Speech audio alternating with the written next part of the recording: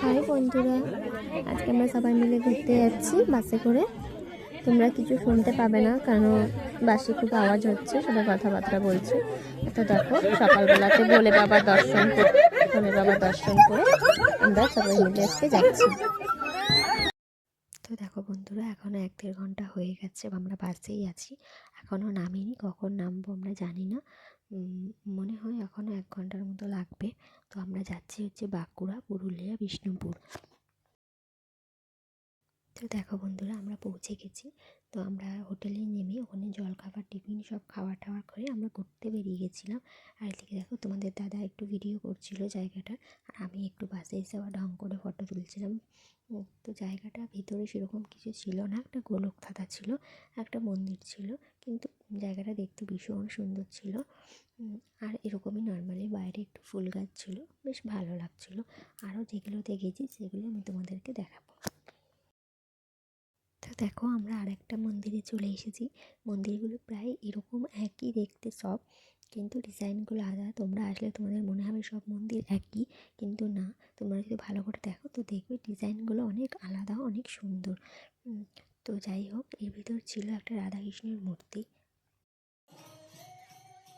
তো দেখো বন্ধুরা, আমরা ওখান থেকে বেরিয়ে গেছিলাম। আমরা ঘুরে গিয়ে হোটেলে ভাত টাত খেয়েছি, খাবার খেয়ে আবার সেই ভিডিওগুলো আমি তুলতে পারিনি।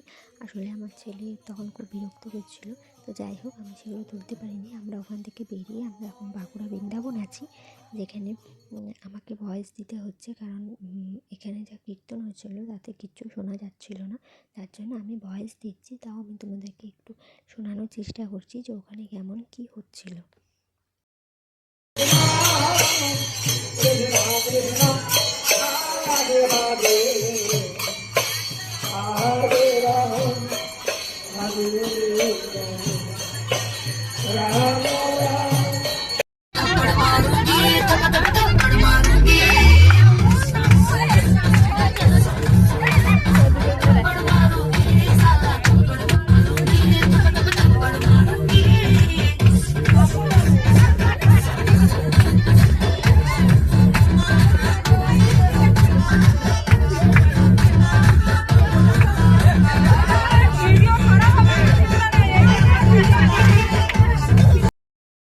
তো দেখো, বাসের মধ্যে অনেক নাচাগানা হচ্ছে, যার জন্য আমি কোনো ভয়েস দিতে পারিনি, আমি পরে ভয়েস দিয়েছি।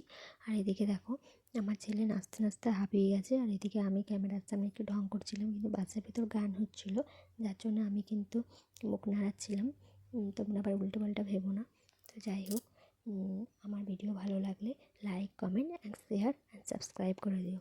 বাই, টাটা, সবাই ভালো থেকো।